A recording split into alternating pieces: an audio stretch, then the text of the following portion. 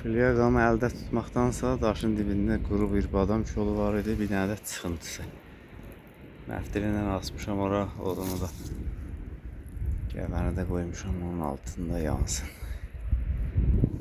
Qaynamaqda olsun. Nə göstərir? O da elə də cür deyil. Tez qaynamağına da ehtiyacım yoxdur. Biraz od düzəldim. Hər tərəf quru odun doluda yığıb gətirə bilərəm. Süfrəmə də daşın başını da açdım. İnəklər gül kimi sakit yatıblar, otlayırlar. Mən də yeməyimi yeyeyim. Menüdə nəyimiz var? Şorlama yumurta, pendir, alma, lavaş çörək, duz, qənddir, konfetdir, bıçağım var. Pendir kəsməyə, alma kəsməyə çöldə mütləq lazımdır.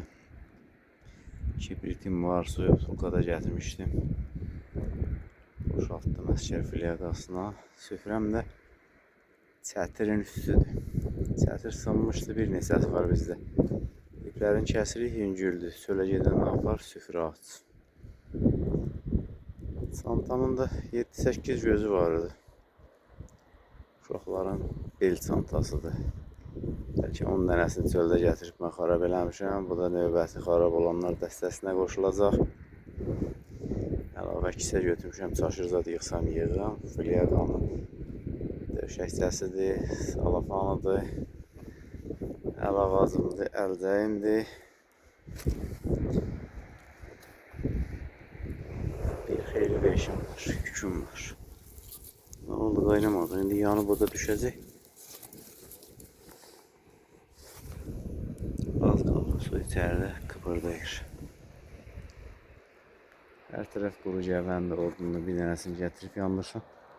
Şaqqa qaynayacaq. İndi görək bizim bu çoban süfrəmizə kim buyurur?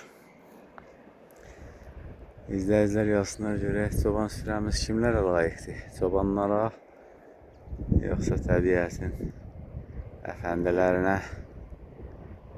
Durduğum yerdə möhtəşəm yerdir. Uzaqda TV kəndinin yuxarı məhəlləsinin evləri görsənir. İnəklərdən 2 dənəsi keçdi, bu biri yamaz, onlar bizimkidir. 2, 4 dənəsi o tayda, bir dənəsi de oyunda 5, 7. İkisi burada 9, biri burada 10. 11 dənəsi də aşağıda. Onlar deyəsən tərpənirlər, yesinlər çaya tərəf. Onları çayda suvarıb yenə dərə yoxuşa gətirərəm.